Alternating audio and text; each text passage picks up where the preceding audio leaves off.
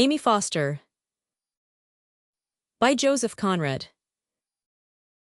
Kennedy is a country doctor and lives in Colebrook, on the shores of East Bay. The high ground rising abruptly behind the red roofs of the little town crowds the quaint high street against the wall which defends it from the sea. Beyond the seawall there curves for miles in a vast and regular sweep the barren beach of shingle, with the village of Brenzett standing out darkly across the water, a spire in a clump of trees. And still further out the perpendicular column of a lighthouse, looking in the distance no bigger than a lead pencil, marks the vanishing point of the land. The country at the back of Brenzett is low and flat, but the bay is fairly well sheltered from the seas, and occasionally a big ship, windbound or through stress of weather, makes use of the anchoring ground a mile and a half due north from you as you stand at the back door of the ship in Brenzett.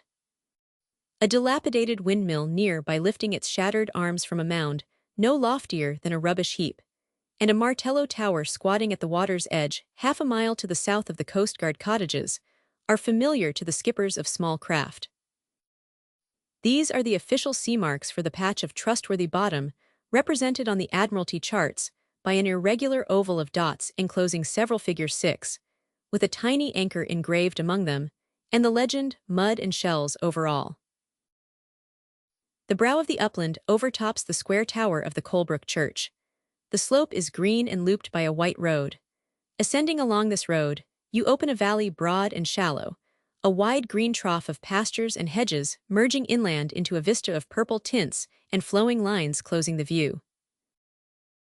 In this valley down to Brenzett and Colebrook and up to Darnford, the market town 14 miles away, lies the practice of my friend Kennedy. He had begun life as surgeon in the Navy, and afterwards had been the companion of a famous traveler, in the days when there were continents with unexplored interiors. His papers on the fauna and flora made him known to scientific societies, and now he had come to a country practice from choice. The penetrating power of his mind, acting like a corrosive fluid, had destroyed his ambition, I fancy. His intelligence is of a scientific order, of an investigating habit, and of that unappeasable curiosity which believes that there is a particle of a general truth in every mystery. A good many years ago now, on my return from abroad, he invited me to stay with him. I came readily enough, and as he could not neglect his patients to keep me company, he took me on his rounds 30 miles or so of an afternoon sometimes. I waited for him on the roads, the horse reached after the leafy twigs, and sitting in the dog-cart, I could hear Kennedy's laugh through the half-open door left open of some cottage. He had a big, hearty laugh that would have fitted a man twice his size, a brisk manner, a bronzed face, and a pair of gray, profoundly attentive eyes. He had the talent of making people talk to him freely, and an inexhaustible patience in listening to their tales. One day, as we trotted out of a large village into a shady bit of road, I saw on our left hand a low, black cottage, with diamond panes in the windows, a creeper on the end wall, a roof of shingle, and some roses climbing on the rickety trellis-work of the tiny porch. Kennedy pulled up to a walk. A woman, in full sunlight, was throwing a dripping blanket over a line stretched between two old apple trees. And as the bob-tailed, long-necked chestnut, trying to get his head, jerked the left hand, covered by a thick dogskin glove, the doctor raised his voice over the hedge. "How's your child, Amy?" I had the time to see her dull face, red, not with a mantling blush, but as if her flat cheeks had been vigorously slapped, and to take in the squat figure, the scanty, dusty brown hair drawn into a tight knot at the back of the head. She looked quite young. With a distinct catch in her breath, her voice sounded low and timid. "He's well, thank you." We trotted again. "A young patient of yours," I said, and the doctor, flicking the chestnut absently, muttered, "Her husband used to be." "She seems a dull creature," I remarked listlessly. "Precisely," said Kennedy. "She is very passive. It's enough to look at the red hands hanging at the end of those short arms, at those slow, prominent brown eyes, to know the inertness of her mind, an inertness that one would think made it everlastingly safe from all the surprises of imagination. And yet which of us is safe? At any rate, such as you see her, she had enough imagination to fall in love. She's the daughter of one Isaac Foster, who from a small farmer has sunk into a shepherd. the beginning of his misfortunes dating from his runaway marriage with the cook of his widowed father, a well-to-do, apoplectic grazier, who passionately struck his name off his will, and had been heard to utter threats against his life. But this old affair, scandalous enough to serve as a motive for a Greek tragedy, arose from the similarity of their characters. There are other tragedies, less scandalous and of a subtler poignancy, arising from irreconcilable differences, and from that fear of the incomprehensible that hangs over all our heads.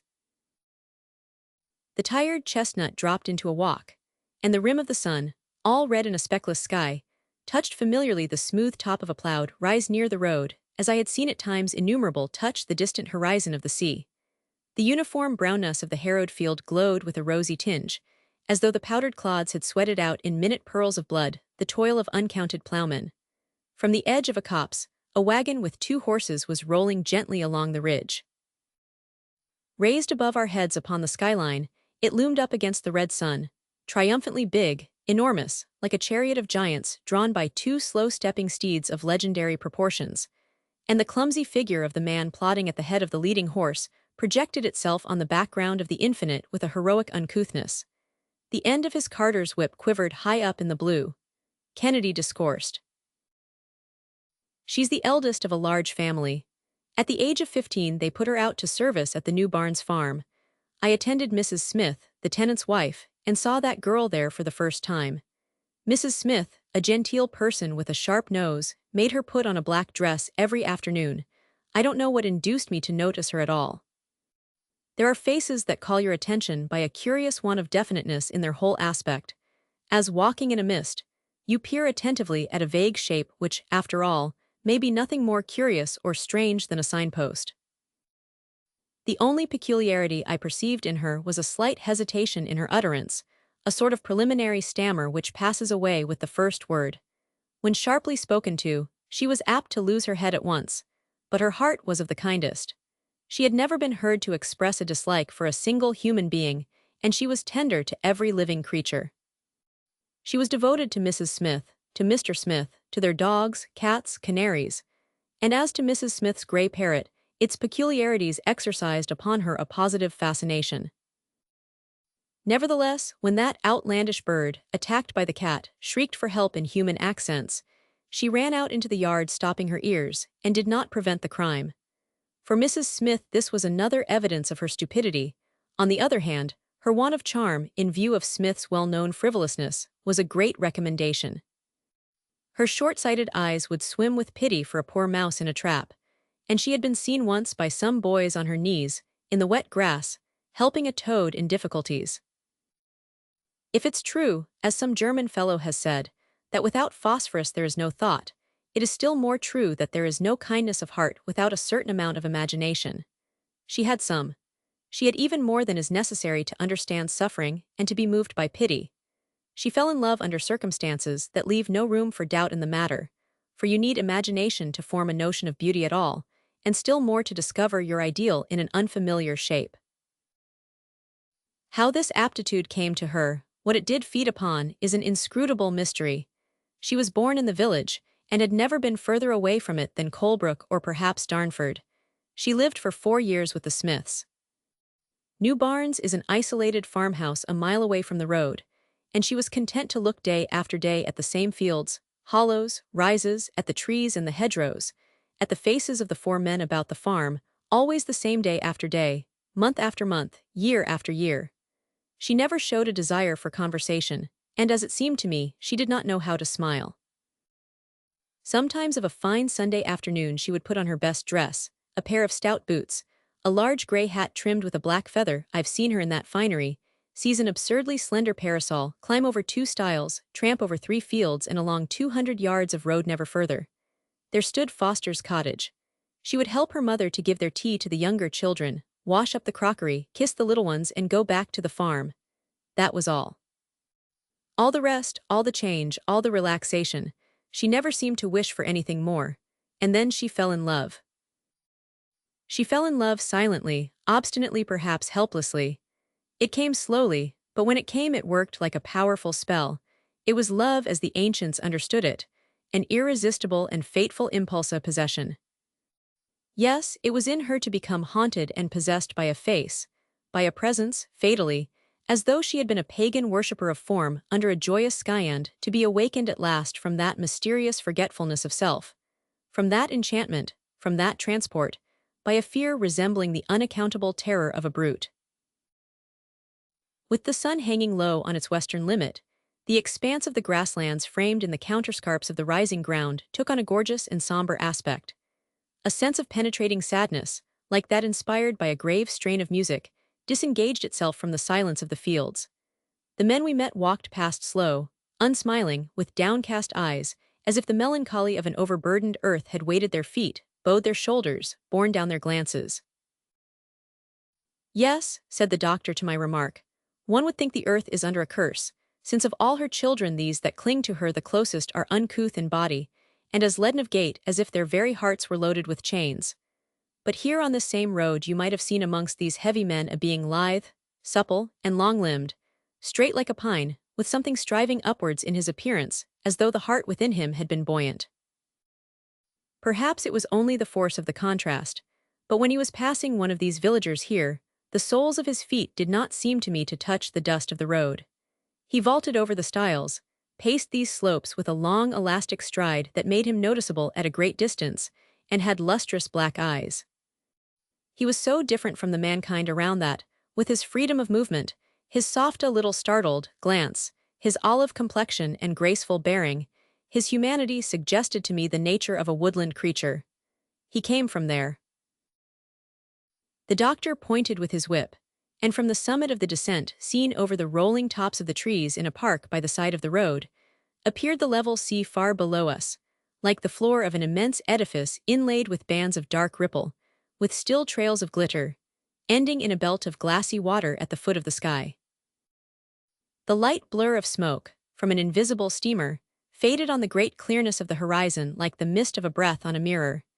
And inshore, the white sails of a coaster, with the appearance of disentangling themselves slowly from under the branches, floated clear of the foliage of the trees. Shipwrecked in the bay, I said.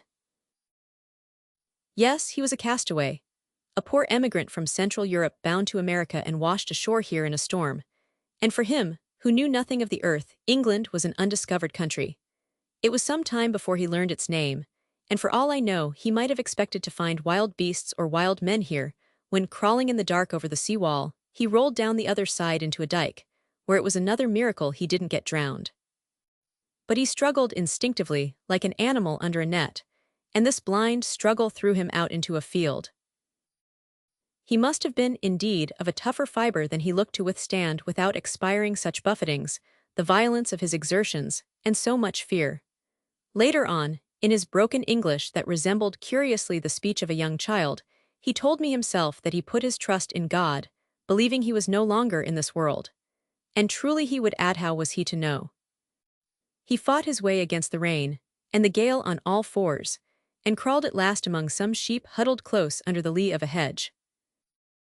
They ran off in all directions, bleating in the darkness, and he welcomed the first familiar sound he heard on these shores. It must have been 2 in the morning then, and this is all we know of the manner of his landing, though he did not arrive unattended by any means. Only his grisly company did not begin to come ashore till much later in the day. The doctor gathered the reins, clicked his tongue, we trotted down the hill. Then turning, almost directly, a sharp corner into the high street, we rattled over the stones and were home. Late in the evening Kennedy, breaking a spell of moodiness that had come over him, returned to the story. Smoking his pipe, he paced the long room from end to end. A reading lamp concentrated all its light upon the papers on his desk, and sitting by the open window, I saw, after the windless, scorching day, the frigid splendor of a hazy sea lying motionless under the moon. Not a whisper, not a splash, not a stir of the shingle, not a footstep, not a sigh came up from the earth below, never a sign of life but the scent of climbing jasmine. And Kennedy's voice, speaking behind me, passed through the wide casement, to vanish outside in a chill and sumptuous stillness. The relations of shipwrecks in the olden time tell us of much suffering.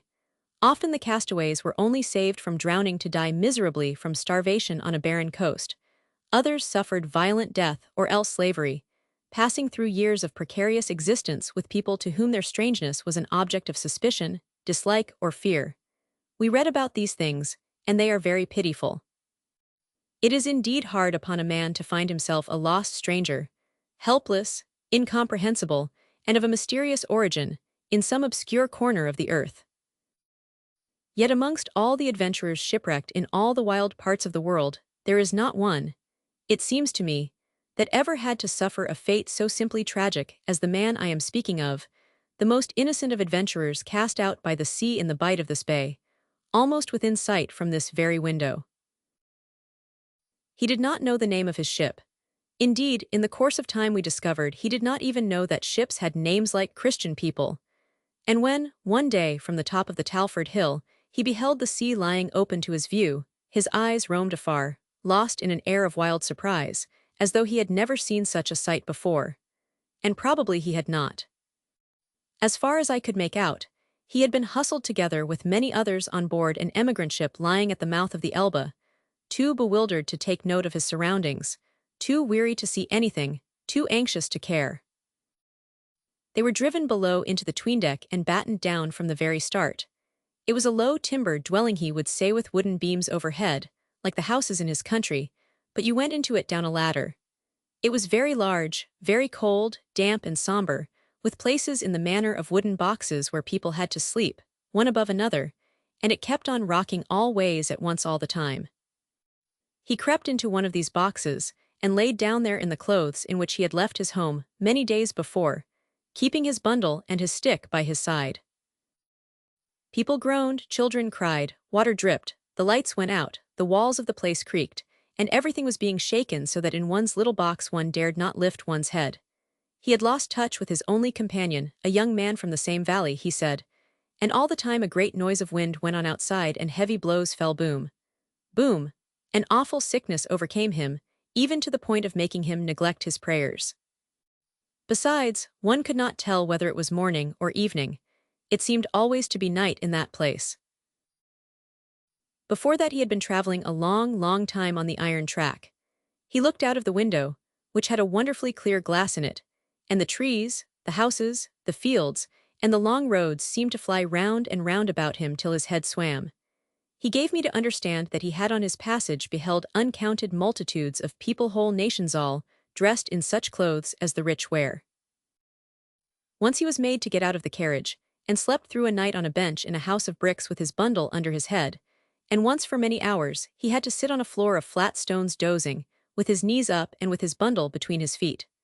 There was a roof over him, which seemed made of glass, and was so high that the tallest mountain pine he had ever seen would have had room to grow under it.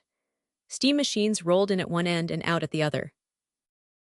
People swarmed more than you can see on a feast day round the miraculous holy image in the yard of the Carmelite convent, down in the plains where, before he left his home, he drove his mother in a wooden cart, a pious old woman who wanted to offer prayers and make a vow for his safety. He could not give me an idea of how large and lofty and full of noise and smoke and gloom, and clang of iron, the place was, but someone had told him it was called Berlin. Then they rang a bell, and another steam machine came in, and again he was taken on and on through a land that wearied his eyes by its flatness, without a single bit of a hill to be seen anywhere. One more night he spent shut up in a building like a good stable with a litter of straw on the floor, guarding his bundle amongst a lot of men, of whom not one could understand a single word he said. In the morning they were all led down to the stony shores of an extremely broad muddy river, flowing not between hills, but between houses that seemed immense. There was a steam machine that went on the water, and they all stood upon it packed tight, only now there were with them many women and children who made much noise. A cold rain fell, the wind blew in his face, he was wet through, and his teeth chattered. He and the young man from the same valley took each other by the hand. They thought they were being taken to America straight away, but suddenly the steam machine bumped against the side of a thing like a house on the water. The walls were smooth and black, and there uprose, growing from the roof as it were, bare trees in the shape of crosses, extremely high. That's how it appeared to him then, for he had never seen a ship before. This was the ship that was going to swim all the way to America. Voices shouted, everything swayed, there was a ladder dipping up and down. He went up on his hands and knees in mortal fear of falling into the water below, which made a great splashing. He got separated from his companion, and when he descended into the bottom of that ship, his heart seemed to melt suddenly within him. It was then also, as he told me, that he lost contact for good and all with one of those three men who the summer before had been going about through all the little towns in the foothills of his country. They would arrive on market days driving in a peasant's cart and would set up an office in an inn or some other Jew's house. There were three of them, of whom one with a long beard looked venerable, and they had red cloth collars round their necks and gold lace on their sleeves like government officials. They sat proudly behind a long table, and in the next room, so that the common people shouldn't hear, they kept a cunning telegraph machine, through which they could talk to the Emperor of America. The fathers hung about the door, but the young men of the mountains would crowd up to the table asking many questions, for there was work to be got all the year round at $3 a day in America, and no military service to do. But the American Kaiser would not take everybody. Oh no, he himself had a great difficulty in getting accepted, and the venerable man in uniform had to go out of the room several times to work the telegraph on his behalf. The American Kaiser engaged him at last at $3, he being young and strong. However, many able young men backed out, afraid of the great distance. Besides, those only who had some money could be taken. There were some who sold their huts and their land because it cost a lot of money to get to America. But then, once there, you had $3 a day, and if you were clever you could find places where true gold could be picked up on the ground. His father's house was getting over full. Two of his brothers were married and had children. He promised to send money home from America by post twice a year. His father sold an old cow, a pair of piebald mountain ponies of his own raising, and a cleared plot of fair pasture land on the sunny slope of a pine-clad pass to a Jew innkeeper, in order to pay the people of the ship that took men to America to get rich in a short time. He must have been a real adventurer at heart, for how many of the greatest enterprises in the conquest of the earth had for their beginning just such a bargaining away of the paternal cow for the mirage or true gold far away. I have been telling you more or less in my own words what I learned fragmentarily in the course of 2 or 3 years, during which I seldom missed an opportunity of a friendly chat with him. He told me this story of his adventure with many flashes of white teeth and lively glances of black eyes, at first in a sort of anxious baby talk. Then, as he acquired the language, with great fluency, but always with that singing, soft, and at the same time vibrating intonation that instilled a strangely penetrating power into the sound of the most familiar English words, as if they had been the words of an unearthly language. And he always would come to an end, with many emphatic shakes of his head, upon that awful sensation of his heart melting within him directly he set foot on board that ship. Afterwards there seemed to come for him a period of blank ignorance, at any rate as to facts. No doubt he must have been abominably seasick and abominably unhappy, this soft and passionate adventurer, taken thus out of his knowledge, and feeling bitterly as he lay in his emigrant bunk his utter loneliness, for his was a highly sensitive nature. The next thing we know of him for certain is that he had been hiding in Hammond's pig pound by the side of the road to Norton 6 miles, as the crow flies from the sea. Of these experiences he was unwilling to speak. They seemed to have seared into his soul a somber sort of wonder and indignation. Through the rumors of the countryside, which lasted for a good many days after his arrival, we know that the fishermen of West Colebrook had been disturbed and startled by heavy knocks against the walls of weatherboard cottages, and by a voice crying piercingly strange words in the night. Several of them turned out even, but no doubt he had fled in sudden alarm at their rough, angry tones hailing each other in the darkness. A sort of frenzy must have helped him up the steep Norton Hill.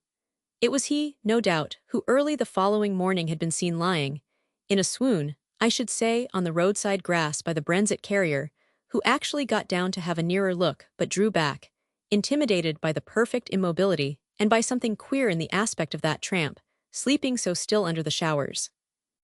As the day advanced, some children came dashing into school at Norton, in such a fright that the schoolmistress went out and spoke indignantly to a horrid-looking man on the road. He edged away, hanging his head, for a few steps, and then suddenly ran off with extraordinary fleetness. The driver of Mr. Bradley's milk cart made no secret of it that he had lashed with his whip at a hairy sort of gypsy fellow, who, jumping up at a turn of the road by the Vents, made a snatch at the pony's bridle. And he caught him a good one too, right over the face, he said. That made him drop down in the mud a jolly sight quicker than he had jumped up. But it was a good half a mile before he could stop the pony. Maybe that in his desperate endeavors to get help, and in his need to get in touch with someone, the poor devil had tried to stop the cart. Also 3 boys confessed afterwards to throwing stones at a funny tramp, knocking about all wet and muddy, and it seemed, very drunk, in the narrow deep lane by the lime kilns. All this was the talk of 3 villages for days. But we have Mrs. Finn's, the wife of Smith's wagoner, unimpeachable testimony that she saw him get over the low wall of Hammond's pig pound and lurch straight at her, babbling aloud in a voice that was enough to make one die of fright. Having the baby with her in a perambulator, Mrs. Finn called out to him to go away, and as he persisted in coming nearer, she hit him courageously with her umbrella over the head, and without once looking back, ran like the wind with the perambulator as far as the first house in the village. She stopped then, out of breath, and spoke to old Louis, hammering there at a heap of stones. And the old chap, taking off his immense black wire goggles, got up on his shaky legs to look where she pointed. Together they followed with their eyes the figure of the man running over a field. They saw him fall down, pick himself up, and run on again, staggering and waving his long arms above his head, in the direction of the New Barnes farm. From that moment he is plainly in the toils of his obscure and touching destiny. There is no doubt after this of what happened to him. All is certain now, Mrs. Smith's intense terror, Amy Foster's stolid conviction held against the other's nervous attack that the man meant no harm, Smith's exasperation on his return from Darnford Market, at finding the dog barking himself into a fit, the back door locked, his wife in hysterics, and all for an unfortunate dirty tramp, supposed to be even then lurking in his stackyard. Was he would teach him to frighten women. Smith is notoriously hot-tempered, but the sight of some nondescript and miry creature sitting cross-legged amongst a lot of loose straw, and swinging itself to and fro like a bear in a cage, made him pause. Then this tramp stood up silently before him, one mass of mud and filth from head to foot. Smith, alone amongst his stacks with this apparition, in the stormy twilight ringing with the infuriated barking of the dog, felt the dread of an inexplicable strangeness. But when that being, parting with his black hands the long matted locks that hung before his face, as you part the 2 halves of a curtain, looked out at him with glistening, wild, black and white eyes, the weirdness of this silent encounter fairly staggered him. He had admitted since, for the story has been a legitimate subject of conversation about here for years, that he made more than one step backwards. Then a sudden burst of rapid, senseless speech persuaded him at once that he had to do with an escaped lunatic. In fact, that impression never wore off completely. Smith has not in his heart given up his secret conviction of the man's essential insanity to this very day. As the creature approached him, jabbering in a most discomposing manner, Smith, unaware that he was being addressed as gracious lord, and adjured in God's name to afford food and shelter, kept on speaking firmly but gently to it, and retreating all the time into the other yard. At last, watching his chance, by a sudden charge he bundled him headlong into the wood lodge, and instantly shot the bolt. Thereupon he wiped his brow, though the day was cold. He had done his duty to the community by shutting up a wandering and probably dangerous maniac. Smith isn't a hard man at all, but he had room in his brain only for that one idea of lunacy. He was not imaginative enough to ask himself whether the man might not be perishing with cold and hunger. Meantime, at first, the maniac made a great deal of noise in the lodge. Mrs. Smith was screaming upstairs, where she had locked herself in her bedroom, but Amy Foster sobbed piteously at the kitchen door, wringing her hands and muttering, Do. I dare say Smith had a rough time of it that evening with one noise and another, and this insane, disturbing voice crying obstinately through the door only added to his irritation. He couldn't possibly have connected this troublesome lunatic with the sinking of a ship in East Bay, of which there had been a rumor in the Darnford marketplace. And I dare say the man inside had been very near to insanity on that night.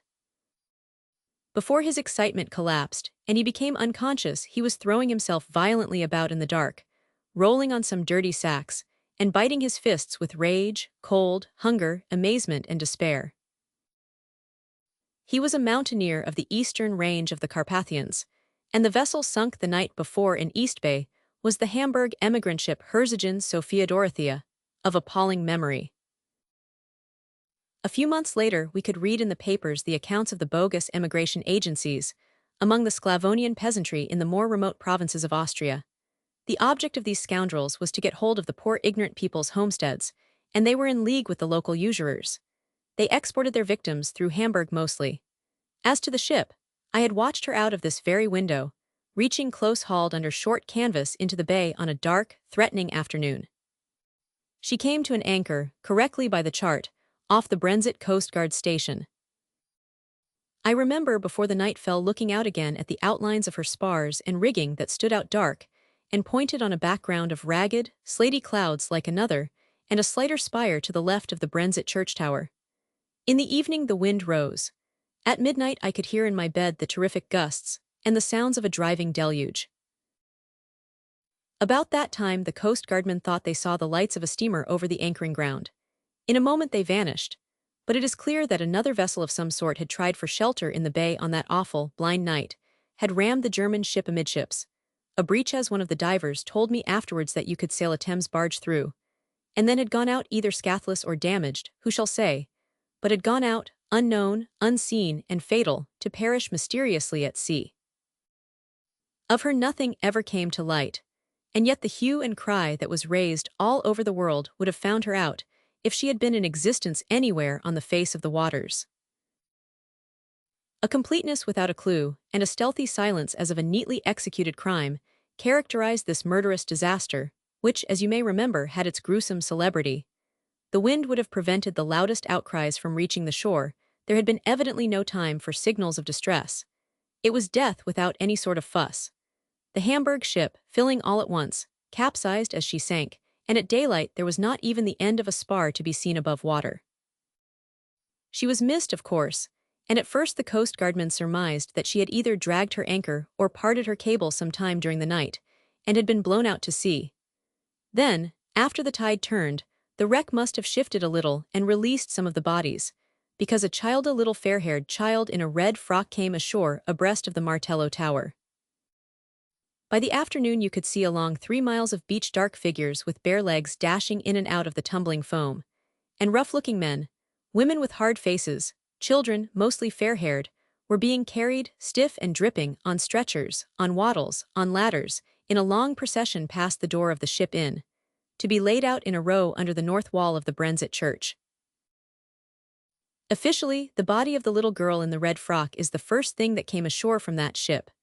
But I have patience amongst the seafaring population of West Colebrook, and unofficially, I am informed that very early that morning 2 brothers, who went down to look after their cobble hauled up on the beach, found, a good way from Brenzett, an ordinary ship's hencoop lying high and dry on the shore, with 11 drowned ducks inside. Their families ate the birds, and the hencoop was split into firewood with a hatchet. It is possible that a man, supposing he happened to be on deck at the time of the accident, might have floated ashore on that hencoop. He might. I admit it is improbable, but there was the man, and for days, nay, for weeks it didn't enter our heads that we had amongst us the only living soul that had escaped from that disaster. The man himself, even when he learned to speak intelligibly, could tell us very little. He remembered he had felt better, after the ship had anchored, I suppose, and that the darkness, the wind, and the rain took his breath away. This looks as if he had been on deck some time during that night. But we mustn't forget, he had been taken out of his knowledge, that he had been seasick and battened down below for 4 days, that he had no general notion of a ship or of the sea, and therefore could have no definite idea of what was happening to him. The rain, the wind, the darkness he knew. He understood the bleating of the sheep, and he remembered the pain of his wretchedness and misery, his heartbroken astonishment that it was neither seen nor understood, his dismay at finding all the men angry and all the women fierce. He had approached them as a beggar, it is true, he said, but in his country, even if they gave nothing, they spoke gently to beggars. The children in his country were not taught to throw stones at those who asked for compassion. Smith's strategy overcame him completely. The wood lodge presented the horrible aspect of a dungeon. What would be done to him next? No wonder that Amy Foster appeared to his eyes with the aureole of an angel of light. The girl had not been able to sleep for thinking of the poor man, and in the morning, before the Smiths were up, she slipped out across the backyard. Holding the door of the wood lodge ajar, she looked in and extended to him half a loaf of white bread. Such bread as the rich eat in my country, he used to say. At this he got up slowly from amongst all sorts of rubbish, stiff, hungry, trembling, miserable, and doubtful. "Can you eat this?" she asked in her soft and timid voice. He must have taken her for a gracious lady. He devoured ferociously, and tears were falling on the crust. Suddenly he dropped the bread, seized her wrist, and imprinted a kiss on her hand. She was not frightened. Through his forlorn condition she had observed that he was good-looking. She shut the door and walked back slowly to the kitchen. Much later on, she told Mrs. Smith, who shuddered at the bare idea of being touched by that creature. Through this act of impulsive pity, he was brought back again within the pale of human relations with his new surroundings. He never forgot it, never. That very same morning old Mr. Swaffer, Smith's nearest neighbor, came over to give his advice, and ended by carrying him off. He stood, unsteady on his legs, meek, and caked over in half-dried mud, while the two men talked around him in an incomprehensible tongue. Mrs. Smith had refused to come downstairs till the madman was off the premises. Amy Foster, far from within the dark kitchen, watched through the open back door, and he obeyed the signs that were made to him to the best of his ability. But Smith was full of mistrust. "Mind, sir, it may be all his cunning," he cried repeatedly in a tone of warning. When Mr. Swaffer started the mare, the deplorable being sitting humbly by his side, through weakness, nearly fell out over the back of the high two-wheeled cart. Swaffer took him straight home, and it is then that I come upon the scene. I was called in by the simple process of the old man beckoning to me with his forefinger over the gate of his house as I happened to be driving past. I got down, of course. "I've got something here," he mumbled, leading the way to an outhouse at a little distance from his other farm buildings. It was there that I saw him first, in a long low room taken upon the space of that sort of coach house. It was bare and whitewashed, with a small square aperture glazed with one cracked, dusty pane at its further end. He was lying on his back upon a straw pallet. They had given him a couple of horse blankets, and he seemed to have spent the remainder of his strength in the exertion of cleaning himself. He was almost speechless, his quick breathing under the blankets pulled up to his chin. His glittering, restless black eyes reminded me of a wild bird caught in a snare. While I was examining him, old Swaffer stood silently by the door, passing the tips of his fingers along his shaven upper lip. I gave some directions, promised to send a bottle of medicine, and naturally made some inquiries. "Smith caught him in the stackyard at New Barns," said the old chap in his deliberate, unmoved manner, and as if the other had been indeed a sort of wild animal. "That's how I came by him. Quite a curiosity, isn't he? Now tell me, Doctor, you've been all over the world, don't you think that's a bit of a Hindu we've got hold of here?" I was greatly surprised. His long black hair scattered over the straw bolster contrasted with the olive pallor of his face. It occurred to me he might be a Basque. It didn't necessarily follow that he should understand Spanish, but I tried him with the few words I know, and also with some French. The whispered sounds I caught by bending my ear to his lips puzzled me utterly. That afternoon the young ladies from the rectory, one of them read Goethe with a dictionary, and the other had struggled with Dante for years, coming to see Miss Swaffer, tried their German and Italian on him from the doorway.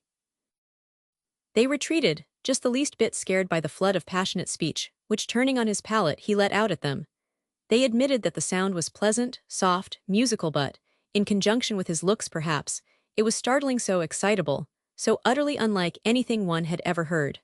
The village boys climbed up the bank to have a peep through the little square aperture. Everybody was wondering what Mr. Swaffer would do with him. He simply kept him. Swaffer would be called eccentric were he not so much respected. They will tell you that Mr. Swaffer sits up as late as 10 o'clock at night to read books, and they will tell you also that he can write a check for £200 without thinking twice about it. He himself would tell you that the Swaffers had owned land between this and Darnford for these 300 years. He must be 85 today, but he does not look a bit older than when I first came here. He is a great breeder of sheep, and deals extensively in cattle. He attends market days for miles around in every sort of weather, and drives sitting bowed low over the reins, his lank grey hair curling over the collar of his warm coat, and with a green plaid rug round his legs. The calmness of advanced age gives a solemnity to his manner. He is clean-shaved, his lips are thin and sensitive, something rigid and monarchical in the set of his features lends a certain elevation to the character of his face. He has been known to drive miles in the rain to see a new kind of rose in somebody's garden, or a monstrous cabbage grown by a cottager. He loves to hear tell of, or to be shown something that he calls outlandish. Perhaps it was just that outlandishness of the man which influenced old Swaffer. Perhaps it was only an inexplicable caprice. All I know is that at the end of 3 weeks I caught sight of Smith's lunatic digging in Swaffer's kitchen garden. They had found out he could use a spade. He dug barefooted. His black hair flowed over his shoulders. I suppose it was Swaffer who had given him the striped old cotton shirt, but he wore still the national brown cloth trousers, in which he had been washed ashore fitting to the leg almost like tights, was belted with a broad leathern belt studded with little brass discs, and had never yet ventured into the village. The land he looked upon seemed to him kept neatly, like the grounds round a landowner's house. The size of the cart horses struck him with astonishment, the roads resembled garden walks, and the aspect of the people, especially on Sundays, spoke of opulence. He wondered what made them so hard-hearted and their children so bold. He got his food at the back door, carried it in both hands carefully to his outhouse, and sitting alone on his pallet, would make the sign of the cross before he began. Beside the same pallet, kneeling in the early darkness of the short days, he recited aloud the Lord's Prayer before he slept. Whenever he saw old Swaffer he would bow with veneration from the waist, and stand erect, while the old man, with his fingers over his upper lip, surveyed him silently. He bowed also to Miss Swaffer, who kept house frugally for her father, a broad-shouldered, big-boned woman of 45, with the pocket of her dress full of keys, and a grey, steady eye. She was church, as people said, while her father was one of the trustees of the Baptist chapel, and wore a little steel cross at her waist. She dressed severely in black, in memory of one of the innumerable Bradleys of the neighborhood, to whom she had been engaged some 25 years ago, a young farmer, who broke his neck out hunting on the eve of the wedding day. She had the unmoved countenance of the deaf, spoke very seldom, and her lips, thin like her father's, astonished one sometimes by a mysteriously ironic curl. These were the people to whom he owed allegiance, and an overwhelming loneliness seemed to fall from the leaden sky of that winter without sunshine. All the faces were sad. He could talk to no one, and had no hope of ever understanding anybody. It was as if these had been the faces of people from the other world, dead people he used to tell me years afterwards. Upon my word, I wonder he did not go mad. He didn't know where he was. Somewhere very far from his mountains, somewhere over the water. Was this America, he wondered? If it hadn't been for the steel cross at Miss Swaffer's belt he would not, he confessed, have known whether he was in a Christian country at all. He used to cast stealthy glances at it and feel comforted. There was nothing here the same as in his country. The earth and the water were different. There were no images of the Redeemer by the roadside. The very grass was different, and the trees. All the trees but the 3 old Norway pines on the bit of lawn before Swaffer's house, and these reminded him of his country. He had been detected once, after dusk, with his forehead against the trunk of one of them, sobbing and talking to himself. They had been like brothers to him at that time, he affirmed. Everything else was strange. Conceive you the kind of an existence overshadowed, oppressed by the everyday material appearances, as if by the visions of a nightmare. At night, when he could not sleep, he kept on thinking of the girl who gave him the first piece of bread he had eaten in this foreign land. She had been neither fierce nor angry, nor frightened. Her face he remembered as the only comprehensible face amongst all these faces that were as closed, as mysterious, and as mute as the faces of the dead, who are possessed of a knowledge beyond the comprehension of the living. I wonder whether the memory of her compassion prevented him from cutting his throat. But there, I suppose I am an old sentimentalist, and forget the instinctive love of life which it takes all the strength of an uncommon despair to overcome. He did the work which was given him with an intelligence which surprised old Swaffer. By and by it was discovered that he could help at the ploughing, could milk the cows, feed the bullocks in the cattle yard, and was of some use with the sheep.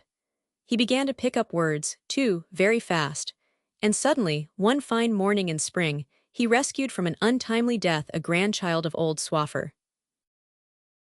Swaffer's younger daughter is married to Wilcox, a solicitor and the town clerk of Colebrook. Regularly twice a year they come to stay with the old man for a few days. Their only child, a little girl not 3 years old at the time, ran out of the house alone in her little white pinafore, and toddling across the grass of a terraced garden, pitched herself over a low wall head first into the horse pond in the yard below. Our man was out with the wagoner and the plow in the field nearest to the house, and as he was leading the team round to begin a fresh furrow, he saw, through the gap of the gate, what for anybody else would have been a mere flutter of something white. But he had straight-glancing, quick, far-reaching eyes that only seemed to flinch and lose their amazing power before the immensity of the sea. He was barefooted, and looking as outlandish as the heart of Swaffer could desire.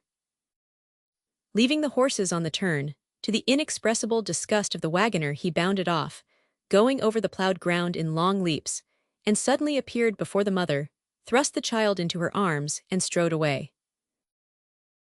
The pond was not very deep, but still, if he had not had such good eyes, the child would have perished miserably suffocated in the foot or so of sticky mud at the bottom. Old Swaffer walked out slowly into the field, waited till the plow came over to his side, had a good look at him, and without saying a word went back to the house. But from that time they laid out his meals on the kitchen table, and at first, Miss Swaffer, all in black and with an inscrutable face, would come and stand in the doorway of the living room to see him make a big sign of the cross before he fell to. I believe that from that day, too, Swaffer began to pay him regular wages. I can't follow step by step his development. He cut his hair short, was seen in the village and along the road going to and fro to his work like any other man. Children ceased to shout after him. He became aware of social differences, but remained for a long time surprised at the bare poverty of the churches among so much wealth. He couldn't understand either why they were kept shut up on weekdays. There was nothing to steal in them. Was it to keep people from praying too often? The rectory took much notice of him about that time, and I believe the young ladies attempted to prepare the ground for his conversion. They could not, however, break him of his habit of crossing himself, but he went so far as to take off the string with a couple of brass medals the size of a sixpence, a tiny metal cross, and a square sort of scapulary which he wore round his neck. He hung them on the wall by the side of his bed, and he was still to be heard every evening reciting the Lord's Prayer, in incomprehensible words, and in a slow, fervent tone, as he had heard his old father do at the head of all the kneeling family, big and little, on every evening of his life. And though he wore corduroys at work, and a slop-made pepper-and-salt suit on Sundays, strangers would turn round to look after him on the road. His foreignness had a peculiar and indelible stamp. At last people became used to see him, but they never became used to him. His rapid, skimming walk, his swarthy complexion, his hat cocked on the left ear, his habit, on warm evenings, of wearing his coat over one shoulder like a hussar's dolman, his manner of leaping over the stiles, not as a feat of agility, but in the ordinary course of progression, all these peculiarities were, as one may say, so many causes of scorn and offense to the inhabitants of the village. They wouldn't in their dinner hour lie flat on their backs on the grass to stare at the sky. Neither did they go about the fields screaming dismal tunes. Many times have I heard his high-pitched voice from behind the ridge of some sloping sheepwalk, a voice light and soaring, like a lark's, but with a melancholy human note, over our fields that hear only the song of birds. And I should be startled myself. Ah, he was different, innocent of heart, and full of good will, which nobody wanted, this castaway that, like a man transplanted into another planet, was separated by an immense space from his past, and by an immense ignorance from his future. His quick, fervent utterance positively shocked everybody. An excitable devil, they called him. One evening, in the tap-room of the Coach and Horses, having drunk some whiskey, he upset them all by singing a love song of his country. They hooted him down, and he was pained, but Preble, the lame wheelwright, and Vincent, the fat blacksmith, and the other notables too, wanted to drink their evening beer in peace. On another occasion he tried to show them how to dance. The dust rose in clouds from the sanded floor. He leaped straight up amongst the deal tables, struck his heels together, squatted on one heel in front of old Preble, shooting out the other leg, uttered wild and exulting cries, jumped up to whirl on one foot, snapping his fingers above his head, and a strange carter who was having a drink in there began to swear, and cleared out with his half-pint in his hand into the bar. But when suddenly he sprang upon a table and continued to dance among the glasses, the landlord interfered. He didn't want any acrobat tricks in the taproom. they laid their hands on him. Having had a glass or two, Mr. Swaffer's foreigner tried to expostulate, was ejected forcibly, got a black eye. I believe he felt the hostility of his human surroundings, but he was tough in spirit, too, as well as in body. Only the memory of the sea frightened him, with that vague terror that is left by a bad dream. His home was far away, and he did not want now to go to America. I had often explained to him that there is no place on earth where true gold can be found lying ready and to be got for the trouble of the picking up. How then, he asked, could he ever return home with empty hands when there had been sold a cow, 2 ponies, and a bit of land to pay for his going? His eyes would fill with tears, and averting them from the immense shimmer of the sea, he would throw himself face down on the grass. But sometimes, cocking his hat with a little conquering air, he would defy my wisdom. He had found his bit of true gold. That was Amy Foster's heart, which was a golden heart and soft to people's misery, he would say in the accents of overwhelming conviction. He was called Yanko. He had explained that this meant Little John, but as he would also repeat very often that he was a mountaineer, some words sounding in the dialect of his country like Goral, he got it for his surname.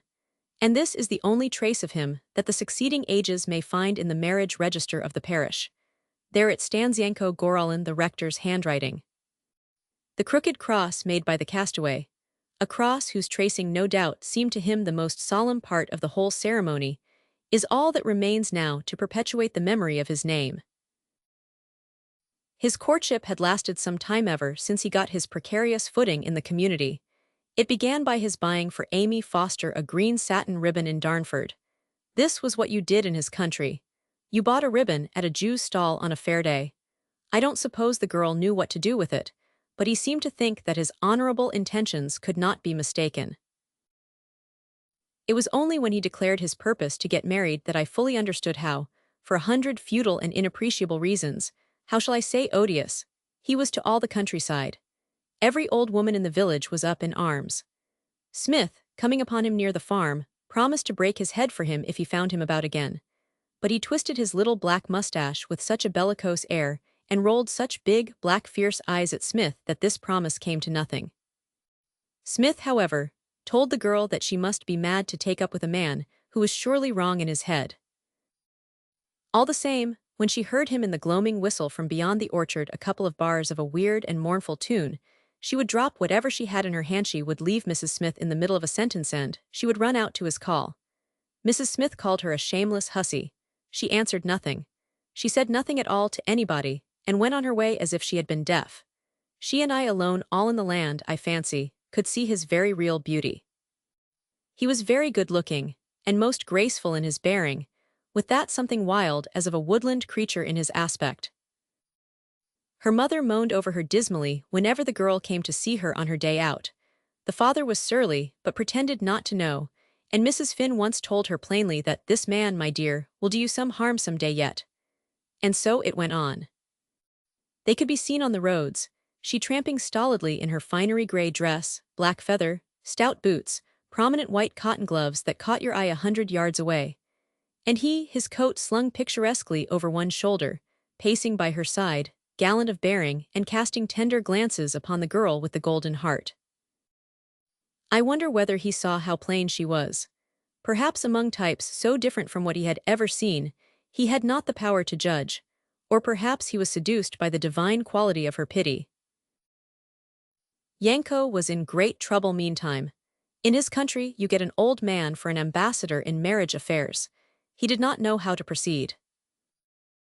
However, one day in the midst of sheep in a field, he was now Swaffer's under-shepherd with Foster, he took off his hat to the father and declared himself humbly. I dare say she's fool enough to marry you, was all Foster said. And then, he used to relate, he puts his hat on his head, looks black at me as if he wanted to cut my throat, whistles the dog, and off he goes, leaving me to do the work. The Fosters, of course, didn't like to lose the wages the girl earned. Amy used to give all her money to her mother. But there was in Foster a very genuine aversion to that match. He contended that the fellow was very good with sheep, but was not fit for any girl to marry. For one thing, he used to go along the hedges muttering to himself like a damned fool, and then, these foreigners behave very queerly to women sometimes, and perhaps he would want to carry her off somewhere or run off himself. It was not safe. He preached it to his daughter that the fellow might ill-use her in some way. She made no answer. It was, they said in the village, as if the man had done something to her. People discussed the matter. It was quite an excitement, and the two went on walking out together in the face of opposition. Then something unexpected happened. I don't know whether old Swaffer ever understood how much he was regarded in the light of a father by his foreign retainer. Anyway, the relation was curiously feudal. So when Yanko asked formally for an interview and the Miss too, he called the severe, deaf Miss Swaffer simply Miss. It was to obtain their permission to marry. Swaffer heard him unmoved, dismissed him by a nod, and then shouted the intelligence into Miss Swaffer's best ear. She showed no surprise, and only remarked grimly in a veiled blank voice, "He certainly won't get any other girl to marry him." It is Miss Swaffer who has all the credit of the munificence, but in a very few days it came out that Mr. Swaffer had presented Yanko with a cottage, the cottage you've seen this morning, and something like an acre of ground had made it over to him in absolute property. Wilcox expedited the deed, and I remember him telling me he had a great pleasure in making it ready. It recited, "In consideration of saving the life of my beloved grandchild, Bertha Wilcox." Of course, after that no power on earth could prevent them from getting married. Her infatuation endured. People saw her going out to meet him in the evening. She stared with unblinking, fascinated eyes up the road where he was expected to appear, walking freely, with a swing from the hip, and humming one of the love tunes of his country. When the boy was born, he got elevated at the Coach and Horses, essayed again a song and a dance, and was again ejected. People expressed their commiseration for a woman married to that jack-in-the-box. He didn't care. There was a man now, he told me boastfully, to whom he could sing and talk in the language of his country, and show how to dance by and by. But I don't know. To me he appeared to have grown less springy of step, heavier in body, less keen of eye. Imagination, no doubt, but it seems to me now as if the net of fate had been drawn closer round him already. One day I met him on the footpath over the Talford Hill. He told me that women were funny. I had heard already of domestic differences. People were saying that Amy Foster was beginning to find out what sort of man she had married. He looked upon the sea with indifferent, unseeing eyes. His wife had snatched the child out of his arms one day, as he sat on the doorstep crooning to it a song such as the mothers sing to babies in his mountains. She seemed to think he was doing it some harm. Women are funny, and she had objected to him praying aloud in the evening. Why? He expected the boy to repeat the prayer aloud after him by and by, as he used to do after his old father when he was a child in his own country. And I discovered he longed for their boy to grow up so that he could have a man to talk with in that language that to our ears sounded so disturbing, so passionate, and so bizarre. Why his wife should dislike the idea he couldn't tell. But that would pass, he said. And tilting his head knowingly, he tapped his breastbone to indicate that she had a good heart. Not hard, not fierce, open to compassion, charitable to the poor. I walked away thoughtfully. I wondered whether his difference, his strangeness, were not penetrating with repulsion that dull nature they had begun by irresistibly attracting. I wondered. The doctor came to the window and looked out at the frigid splendor of the sea, immense in the haze, as if enclosing all the earth with all the hearts lost among the passions of love and fear. Physiologically now, he said, turning away abruptly, it was possible, it was possible. He remained silent, then went on, at all events, the next time I saw him he was ill lung trouble. He was tough, but I dare say he was not acclimatized as well as I had supposed. It was a bad winter, and of course these mountaineers do get fits of homesickness, and a state of depression would make him vulnerable. He was lying half-dressed on a couch downstairs. A table covered with a dark oilcloth took up all the middle of the little room. There was a wicker cradle on the floor, a kettle spouting steam on the hob, and some child's linen lay drying on the fender. The room was warm, but the door opens right into the garden, as you noticed perhaps. He was very feverish and kept on muttering to himself. She sat on a chair and looked at him fixedly across the table with her brown, blurred eyes. "Why don't you have him upstairs?" I asked. With a start and a confused stammer she said, I couldn't sit with him upstairs, sir." I gave her certain directions, and going outside I said again that he ought to be in bed upstairs. She wrung her hands. I couldn't, he keeps on saying something I don't know what. With the memory of all the talk against the man that had been dinned into her ears, I looked at her narrowly. I looked into her short-sighted eyes, at her dumb eyes that once in her life had seen an enticing shape but seemed, staring at me, to see nothing at all now. But I saw she was uneasy. "What's the matter with him?" she asked in a sort of vacant trepidation. "He doesn't look very ill. I never did see anybody look like this before." "Do you think," I asked indignantly, "he is shamming?" "I can't help it, sir," she said stolidly. And suddenly she clapped her hands and looked right and left. "And there's the baby. I am so frightened. He wanted me just now to give him the baby. I can't understand what he says to it." "Can't you ask a neighbor to come in tonight?" I asked. "Please, sir, nobody seems to care to come," she muttered, dully resigned all at once. I impressed upon her the necessity of the greatest care, and then had to go. There was a good deal of sickness that winter. "Oh, I hope he won't talk," she exclaimed softly just as I was going away. I don't know how it is I did not see, but I didn't.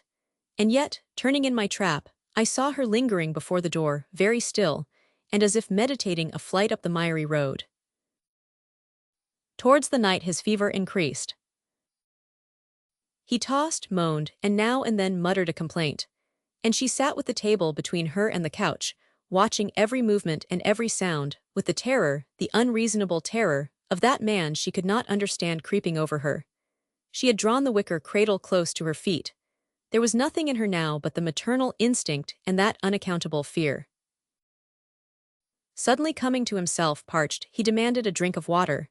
She did not move. She had not understood, though he may have thought he was speaking in English. He waited, looking at her, burning with fever, amazed at her silence and immobility, and then he shouted impatiently, "Water, give me water." She jumped to her feet, snatched up the child and stood still. He spoke to her, and his passionate remonstrances only increased her fear of that strange man. I believe he spoke to her for a long time, entreating, wondering, pleading, ordering, I suppose. She says she bore it as long as she could. And then a gust of rage came over him.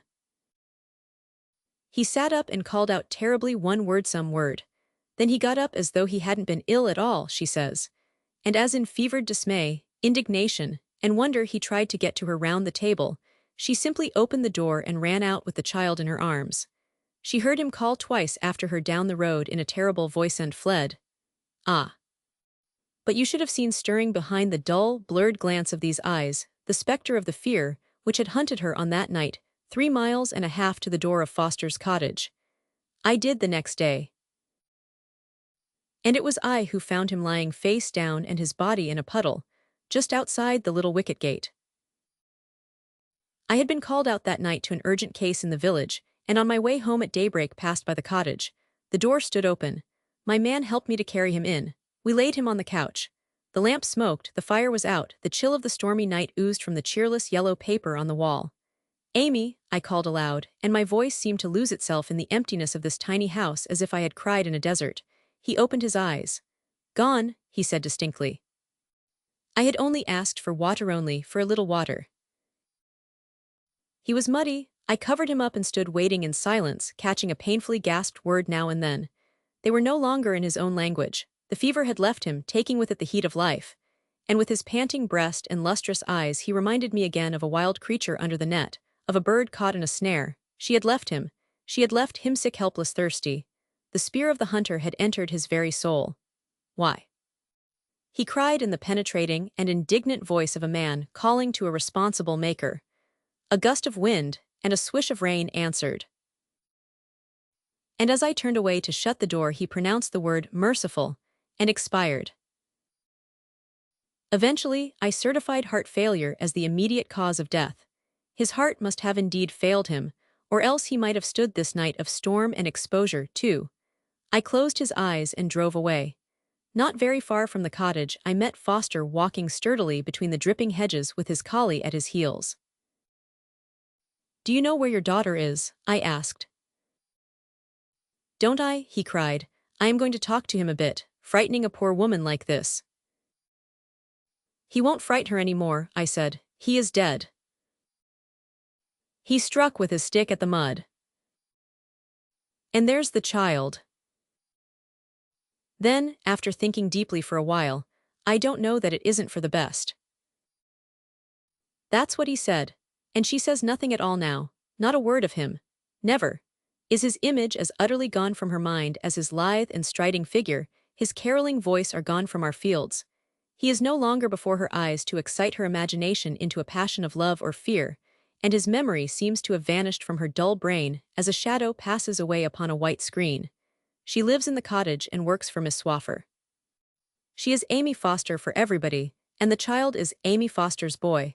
She calls him Johnny, which means Little John. It is impossible to say whether this name recalls anything to her. Does she ever think of the past? I have seen her hanging over the boy's cot in a very passion of maternal tenderness. The little fellow was lying on his back, a little frightened at me, but very still, with his big black eyes, with his fluttered air of a bird in a snare. And looking at him, I seem to see again the other one, the father, cast out mysteriously by the sea to perish in the supreme disaster of loneliness and despair.